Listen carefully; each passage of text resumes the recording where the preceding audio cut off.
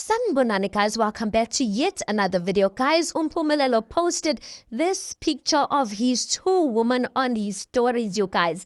And you know, the public or some of the public was conflicted with this picture because I mean, guys, on Sunday we saw Utirelo acting all funny to Amahle, but here in the picture, kuyahlekwa kumnandi, and someone was saying shuthi kuhlekwa thina yithi lima. For the fact that 1 week we are defending Amahle, next thing we are defending Utirelo, kanti bona bayazi ukuthi bayazwana. But there's a comment that I saw on Instagram and I thought ukuthi this person captioned this picture so well. They said ukuthi uvuyokazi benotirelo were like this as well. They were out in the mall bepusha ama trolley together taking pictures ngathi bayazwana baphi manje. And I said, you know what? This is exactly it. They might be laughing with one another right now, but we know ukuthi, listen guys, there's no person that enjoys ukuthathelwa indoda. There's no person that enjoys having their man eat out of the palm of their hand, and next thing is acting all wild just because you got a new young girlfriend, or should I say wife